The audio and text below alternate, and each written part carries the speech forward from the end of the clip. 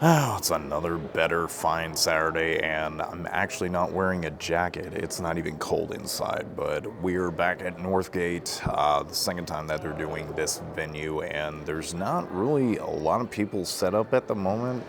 I don't have no idea if it's because of last time that they were here, because there was like no heating. With the weather expected to reach about like mid to like late 40s today, that it should actually be a good turnout.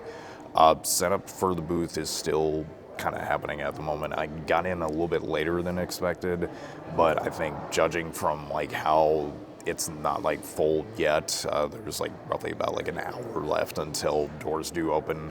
So right now I am just slowly working on all of this right here. There's like a bunch of like V-card stuff that I'm having to organize. And speaking of which, I did secure my pre-order for 6 booster boxes, not like a full case like last time because I didn't have enough capital to be able to get a hold of more. So maybe at a later date I will. But I do need to snag in a few more of the Awakening Worlds boxes because I'm down to 1 booster pack left.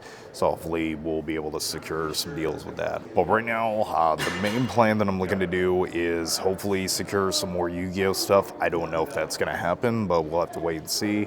And then, unfortunately, I have to cut it short again for this month, mainly because Scream 7 just came out.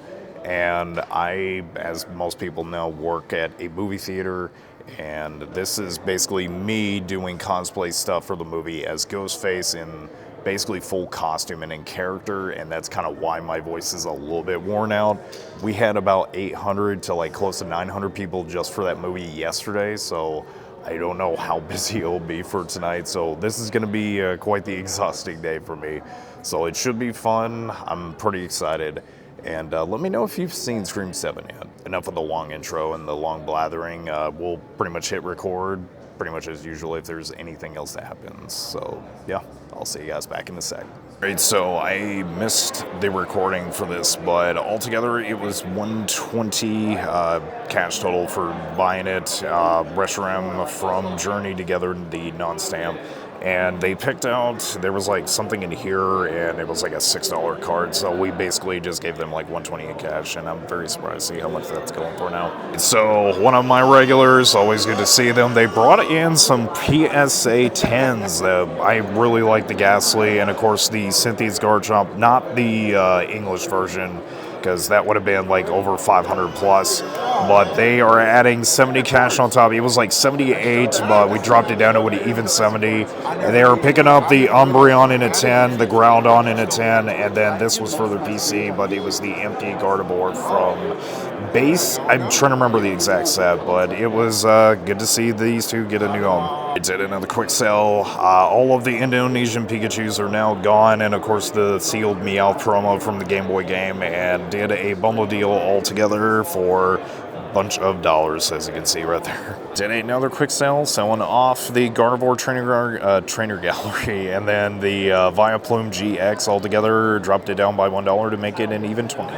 So I forgot to hit record about this trade, and it was like an even amount. The Surging Sparks ETB that was right there, that was for what was right here, along with one of the sealed promos from the Ultra Premium collection for the Zard.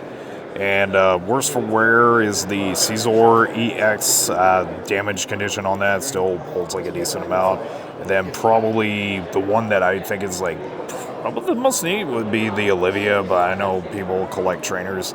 But like I said, we just did that and that for like an even trade altogether. So did a quick trade. They have a Tag 10 Mew that we may consider getting a little bit later to see how today goes, but they have a good amount of like vintage, one modern card for the Terrestrial Festival Umbreon, and Master Ball for that one, and of course they're picking up a bunch of other ones, and it was like $1 we would have owed, but they said not to worry about it, so it was an even trade for 106. Mic is off, so I had to switch over to the old mic, and we are dropping this down to 285. It's crazy to see how much this thing has been going up for, so happy to see it get a new home.